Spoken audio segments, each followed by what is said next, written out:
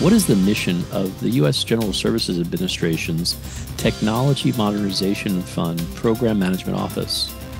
How has the TMF changed the way IT is done in the federal government? And what lessons have been learned over the last 5 years with the inception of the Technology Modernization Fund? I'll explore these questions and so much more with my very special guest, Raylene Young, Executive Director of the Technology Modernization Fund Program Management Office within GSA. So I was wondering if you could help us understand the mission of GSA's Technology Modernization Fund Program Management Office. What does it do? How is it organized? And how does it fit, Raylene, within the overall structure of GSA? Yeah, absolutely. Formally, the mission of the TMF is to enable agencies to reimagine and transform the way they use technology to deliver their mission and services to the American public, all in an effective, efficient, and secure manner. We're really aiming to help them deliver more quickly, better secure sensitive systems and data, and use taxpayer dollars more efficiently. And the PMO, or the TMF Program Management Office, is here to really make all of that happen. I'd also add, we offer, as a TMF, a really unique opportunity for federal agencies to access an additional source of funding alongside the traditional appropriations process that helps them address critical needs, achieve real impact faster than otherwise possible, and we hope to raise the bar on what good federal IT modernization projects can look like. We work very closely with a number of different groups and stakeholders, including the Federal CIO's Office, the Office of Management and Budget, the TMF Board, Congress, and of course, all of our partner agencies. In terms of where we sit at GSA, we are in the Office of the Administrator, and we work very closely with GSA's agency leadership. So, Raylene, when you take together the portfolio you're leading and your roles and responsibilities, I was wondering if you could share with us the top challenges you face, management challenges or otherwise, that you face in this position, and more importantly, how have you sought to address those challenges? Yeah, I mentioned earlier that the TMF has seen really incredible growth in the last few years. In particular, we've increased our annual investment rate by more than tenfold. This represents an incredible amount of work and has required us to make a number of improvements to every aspect of the program. I say this is definitely a bit like fixing a car while driving it, but we're also driving it down a super fast racetrack. We've had to deliver and announce kind of new investments continuously along the way. We've scaled up and streamlined our operations significantly in order to do this. We've made it easier for agencies to apply to the TMF, easier for them to get feedback and support from us, and to engage directly with the TMF board. And throughout all of this, we've really been doing this by being intentional about building the team and developing strong collaborative partnerships and relationships with our partner agencies and collaborators across the government. You know, Raylene, you mentioned regarding your leadership that you focus on, getting things done and finding the right way to do it and envisioning it and making it happen. I'm wondering if you could outline for me the strategic priorities for your office with that in mind. Are there any guiding principles that inform your vision for the TMF PMO? And the TMF is, I would say, one piece of a really much broader and larger federal IT strategy and narrative. And we try to take all of that into account. So we reflect the principles of the Federal IT Operating Plan that was published by the Office of Federal CIO, the National Cybersecurity Strategy.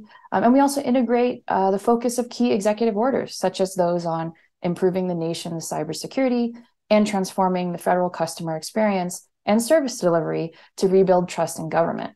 So we take all of that into account, and as we continue to invest our remaining funds, our goal is to balance speed with impact, ensuring that we're investing in strong proposals, that they have a high likelihood of success, and we're always aiming to achieve clear results for the public.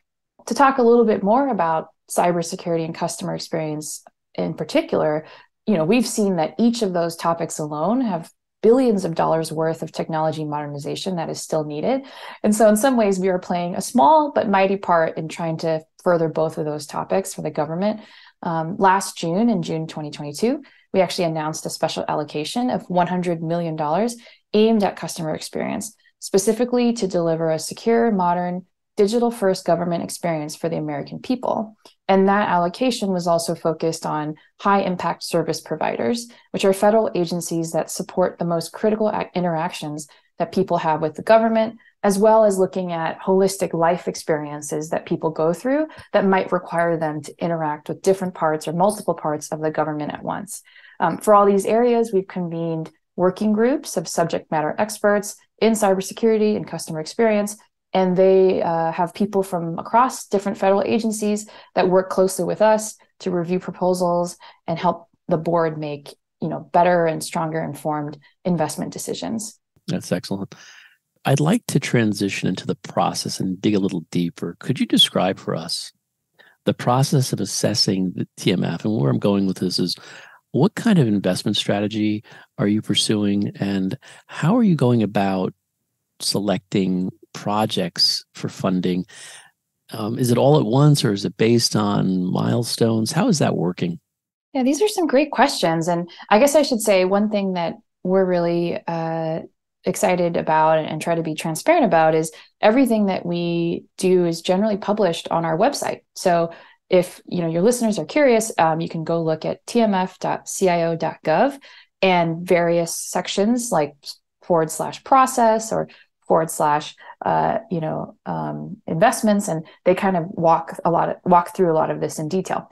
But to give you kind of the short version, we do use a multi-step process to evaluate proposals. They move through what's called an initial project proposal to a full project proposal, which then gets reviewed and voted on by the TMF board, who makes an ultimate recommendation for funding. From there, a project becomes an active investment, and we sort of enter this different style of engagement where we have dedicated investment managers who work very closely with the team to provide quarterly updates at minimum and to kind of follow progress along the way.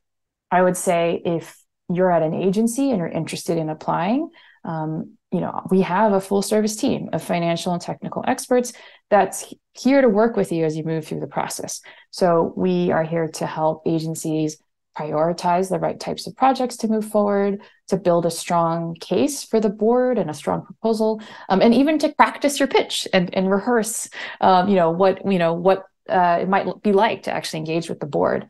I would say one thing that we somewhat recently also launched was a new lightweight form that we call the expression of interest that can sometimes take just a few minutes for an agency to fill out. And that's on our website at tmf.co.gov/start. We're always brainstorming ways to reduce the administrative burden and engaging with the TMF, especially for small agencies and small investments.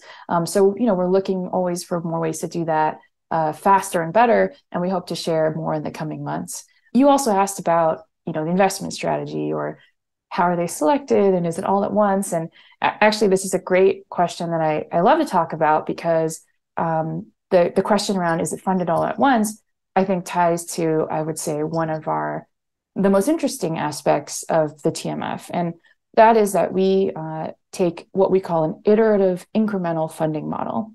So, rather than many kind of classic IT projects where you have maybe a very large sum of money that you've allocated and obligated for a project, rather than give all the money to the agencies up front, a TMF investment is actually broken down into multiple clear milestones and associated incremental transfers. So, if it's a $5 million investment, perhaps the first transfer is the first million, and that's tied to specific defined milestones.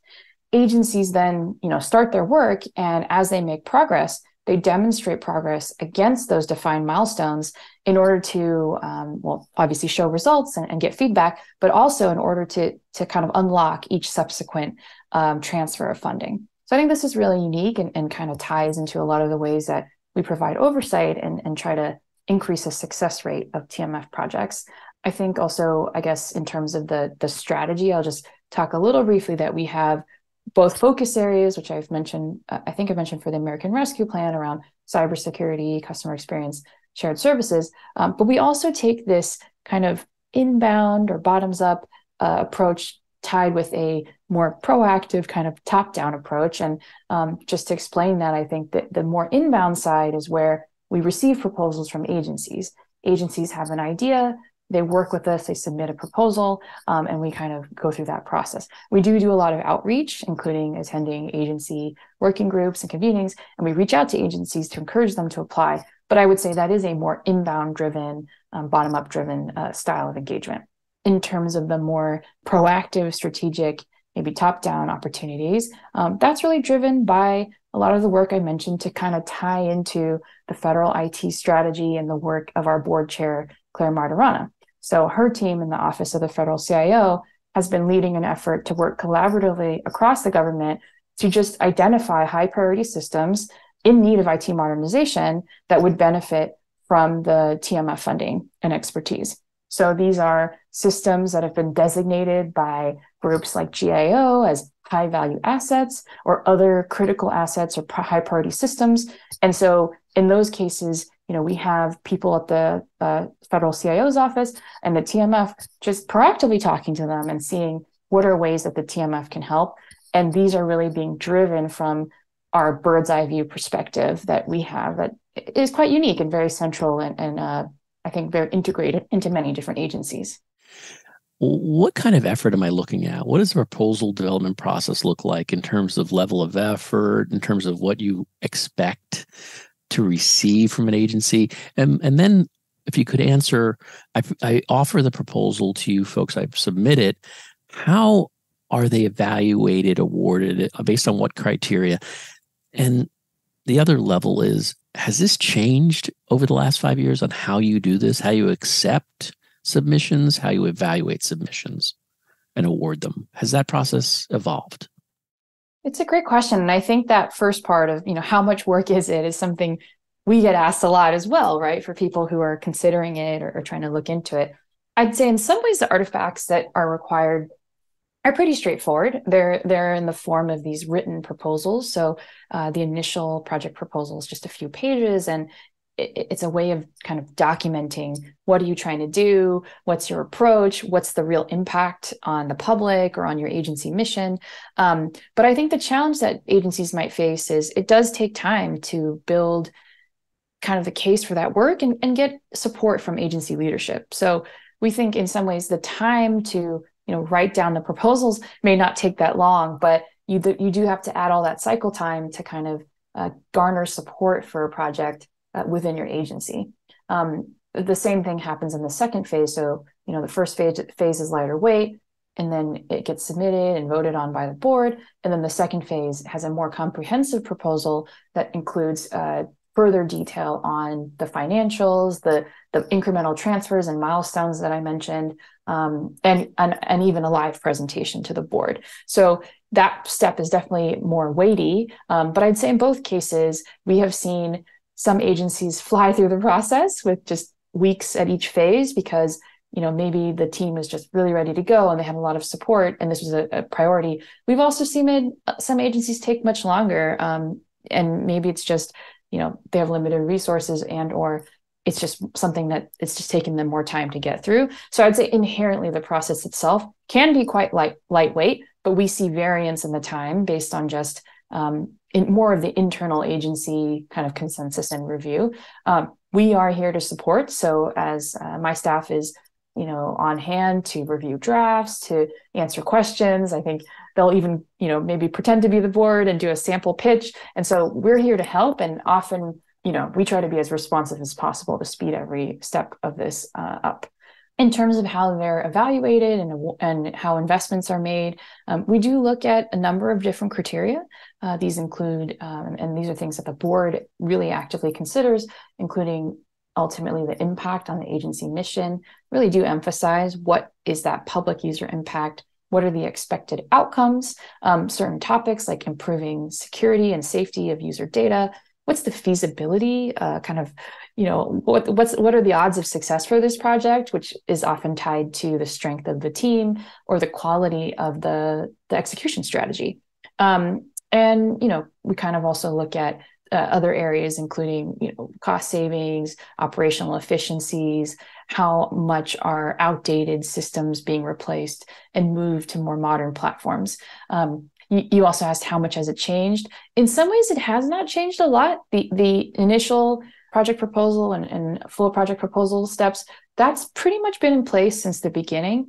But as I mentioned earlier, I would say we have kind of made every aspect of both of those steps just easier and more streamlined, kind of continuously done so. And we just keep trying to make them easier and easier for agencies to apply. And we've also added quite a bit of staffing and support on my team that just kind of helps shepherd agencies through this process. You mentioned earlier in the conversation, kind of highlighted some of the things that you've funded so far, but I was hoping that you could share with the listeners some examples of recent TMF investments that are already delivering significant returns and meeting those milestones. It's really exciting to see, I think what some of our investments are trying to do. Some that are underway, just to give you some highlights, are, enabling over 1 million veterans to request and receive fully digital service records through the National Archives and Records Administration, working towards strengthening the security of data and privacy protections for 100 million students and borrowers that the Department of Education serves, 2 million civilian federal employees that are in the Office of Personnel Management Systems, obviously hundreds of facilities that GSA controls, and millions of veterans that use the Veterans Affairs digital services. Those are just a few examples. I think we also have one of our newer investments also supports millions of Americans that are served by the public health information programs overseen by the Health and Human Services Office of Inspector General. So these are all just kind of the highlight numbers. I would say for some of our earlier investments, we've also published case studies on our website that highlight impact that we've already seen from completed projects. So a few examples of that are at the U.S. Department of Labor. TMF investment helped them process more than 176% more agricultural and tradecraft visas, resulting in $2 million in annual administrative expense cost savings. And we helped the U.S. Department of Agriculture inspect 64 billion pounds of produce annually using a much better and new streamlined system for those inspections. This has been the Business of Government Hour, a conversation with Raylene Young, Executive Director of the Technology Modernization Fund Program Management Office within the U.S. General Services Administration, GSA. Be sure to join us next time for another informative, insightful, and in-depth conversation on improving government leadership and its effectiveness. Subscribe, download, and listen to the entire interview at iTunes, Spotify, or on your favorite podcast app. And as always at businessofgovernment.org.